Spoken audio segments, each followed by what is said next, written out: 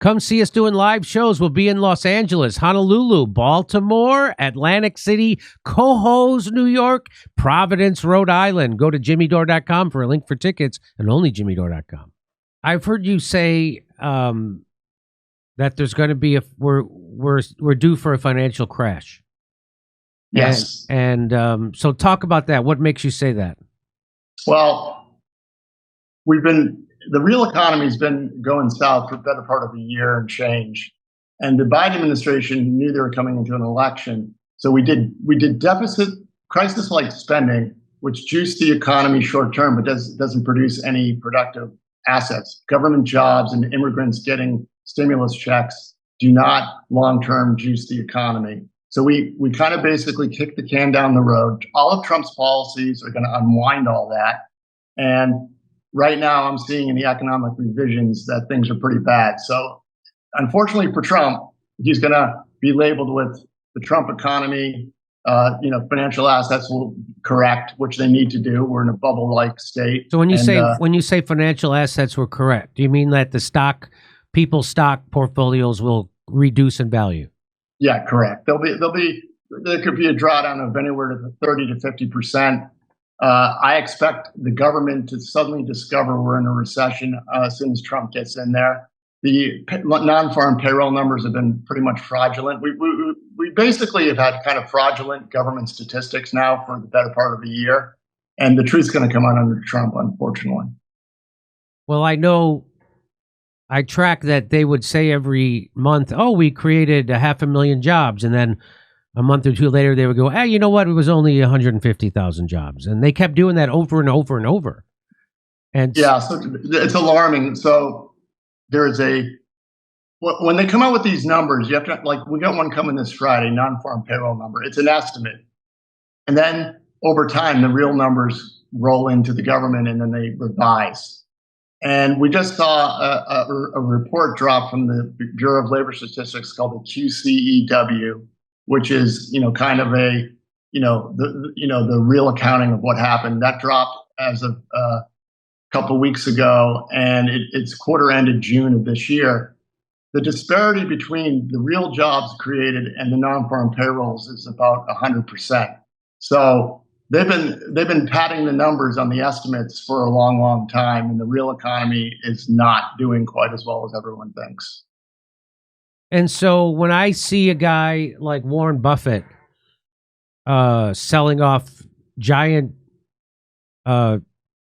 stock and like in Apple, and then he's got all this cash on hand, like I think he has like 300 billion or something cash on hand, and that made me think that he thinks there's going to be a crash and he wants to have a lot of cash on hand because there's going to be a fire sale on a lot of stocks. And am I right about that, or what do you think about it? Jimmy, you're spot on. I've been saying in a lot of interviews, look, if you don't want to listen to me, look what Warren Buffett's doing.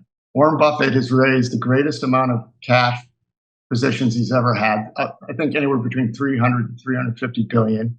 He owns 4% of the treasury bill market, more than the Federal Reserve.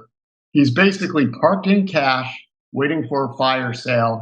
He's done this before. He did it going into the great financial crisis, and he's going to do it again. And he's going to buy when there's blood in the streets. And sure, people could say, "Oh, he started doing this a year ago. He was early." Well, when stocks go down 50 to 60%, they have to go back up 100. So if you're buying here, you're probably going to be looking at stocks a lot lower in the next 3 to 12 months. And Warren Buffett is not a dumb man. He might have a little more information than me about what's going on in the world. I'm just saying.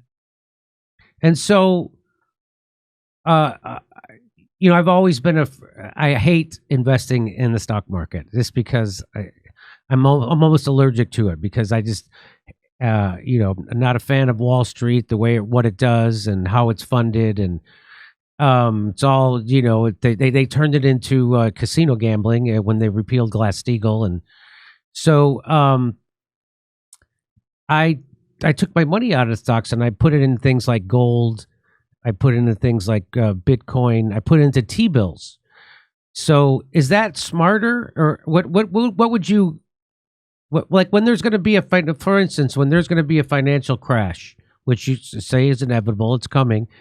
What's going to happen to what's going to happen to gold? Well, gold in a crash will get sold because there'll be margin calls. But gold corrected in the 2008 financial crisis 50%. I think gold, given the state of the global sovereign debt crisis, is probably only going to pull back 20 to 25%, then go to new all-time highs. So I wouldn't touch gold. I'll just leave it in your portfolio. I think cash, having a large amount of cash to buy things on the cheap is not a bad idea. And Bitcoin, unfortunately, long-term, I like it, but it also will go down in a financial correction because of margin calls. Bitcoin is very highly correlated to tech stocks. So, I mean, Bitcoin went up almost to $100,000, right? That's as high as it's ever been. Yes, on the Trump win. And I'm not going to call what's going to happen to Bitcoin, but if there is a correction, it could get hit. But long term, just to hold on to it. But cash is always good to have if you want to go back into the stock market and pick up stocks at anywhere from 30 to 80% off sales. So you're saying stocks will go down anywhere between 30 and 80%. Gold? No, I think the whole stock market will go down between 30 and 50. Anything more than 50, we have a depression-like scenario. Okay. So if we go down to more than 50, which if you look at the last two big drawdowns, it was the dot-com bubble. We went down 50%. That was kind of the low. That took 2 years. Then the 08 crisis happened super fast, and that was 50%. And any more than that, in the Great Depression, stocks went down 80%. If we go down 80, the math becomes a lot harder to make up those losses. So we don't want that. I'm hopeful that Trump can turn this around, but it's not going to be easy. The deep state has teed up an economic problem for him, and escalation in the Ukraine war front, the Mideast wars, and of course conflict with China and Taiwan. So gold will go down, not as much as stocks, but hang on to it because it will come back. That's if you're an investor, yes. If you're not worried about short-term trading, just hold on to your gold. Okay. All right. Did I have another question for you? So when do you have a timeline on any of this? It seems like it's very close. When I'm looking at the valuation of the stock market, the way it's trading, the internal structure of the market, it feels sooner rather than later. I've been saying anywhere between now and March, we'll start to see the truth of the economy revealed. And the other thing we have to contend with is the Federal Reserve, which I've come to believe is a democratic/communist institution. They helped. If you remember back in March of last year, we had a bunch of bank failures. Yes. And that was really, and that got a kind of a memory hold because the Fed lent out billions and billions of dollars to these banks to keep them afloat. That program ended March, and it's unwinding, and it's almost all gone, those loans to those banks. So it wouldn't surprise me if we see a regional banking crisis emerge in the next 12 months as the Fed's liquidity there dries up. The Fed also went on a interest rate hiking binge. And you have to understand, Jimmy, there's an 18-month lag between interest rate changes and monetary policy flowing through to the real economy. In November of 2022, the money supply growth went below zero year-over-year change, first time since the 30s. That's got an 18-month lag. That hit in May. So we're right in the danger zone.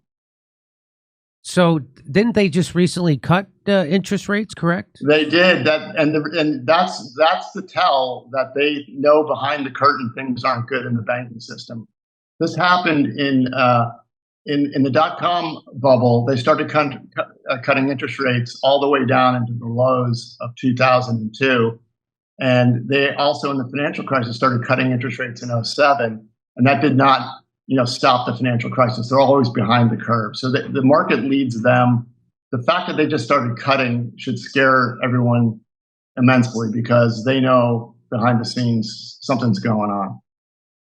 And so that them cutting the interest rates, Has that actually made it easier for people to get a loan? Because I see houses that are not selling in my neighborhood and I can't figure out why.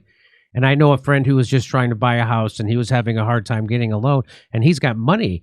So it is some of them cutting interest rates. You'd think that would loosen up money. Is it? No, the bank lending is actually getting worse. It's harder to get loans.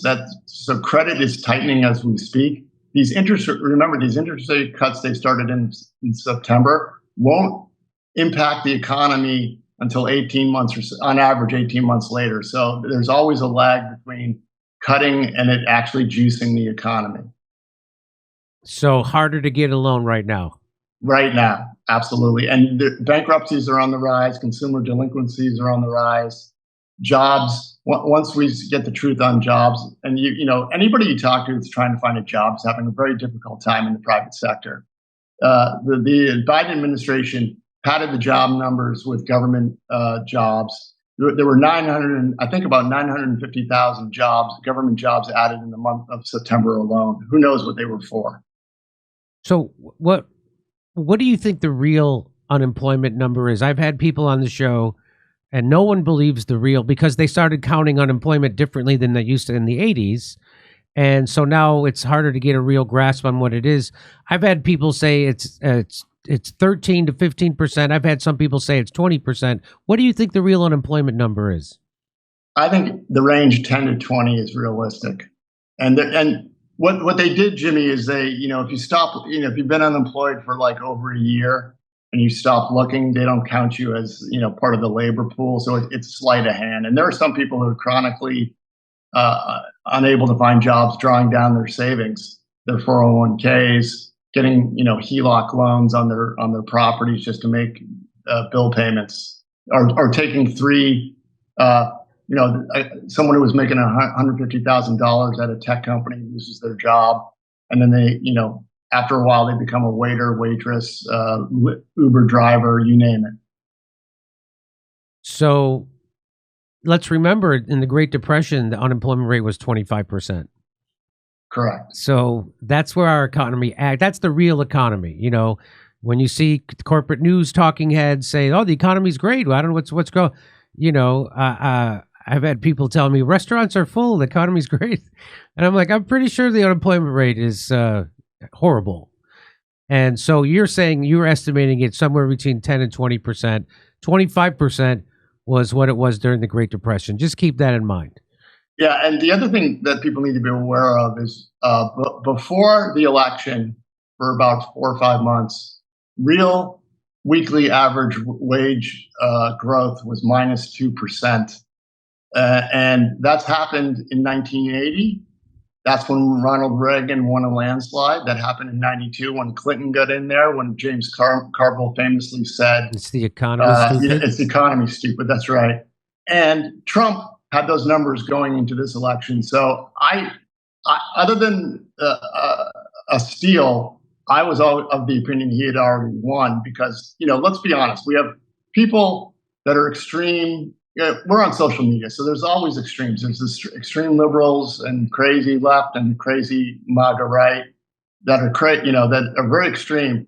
In the middle, most people just want to, have a job, and that's why I knew Trump was going to win. Anytime those numbers pop up, the administration gets thrown out and a new guy gets in there.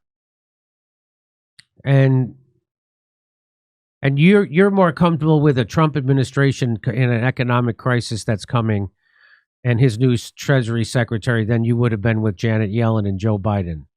Correct. I was very bearish if they had won. I'm less bearish, still bearish, but I think we have a shot of like a Reagan-like economy. Reagan inherited a disaster. That's why he got in there. There was a recession in 81 and 82.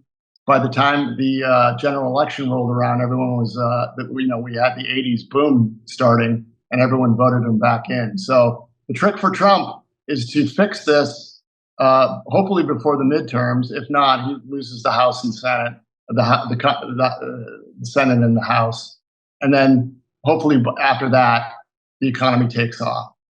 That's my guess. And that's what I'm hoping for. I'd hate to see I just can't imagine what would happen under Harris Biden. And So this JD Vance has a big interest in this. All right. So because Trump can't run for president again, but JD Vance can. Correct. So let's say you're 62 years old, like my brother, and he has this money in 401ks. What should he do? Should he leave it there? Should he take it out? What should he do? Well, it depends on what he's in. If he's in bonds and government bonds, he's fine. Those should appreciate in value in an economic downturn. If he's mostly stocks, I would just raise some money.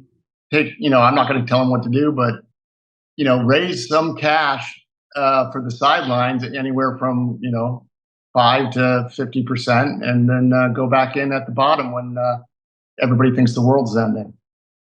Okay. All right, Ed Dowd, I appreciate it. Do you have a website you want me to direct people to?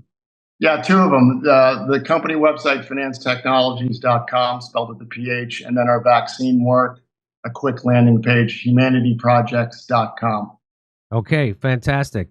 All right, good to talk to you again. Maybe I'll be out in Hawaii in January. Maybe I'll see you. Yeah, well, let's get together, and as always, a pleasure. Thank you. Okay, fantastic. Come see us doing live shows. We'll be in Los Angeles, Honolulu, Baltimore, Atlantic City, Cohoes, New York, Providence, Rhode Island. Go to jimmydore.com for a link for tickets, and only jimmydore.com.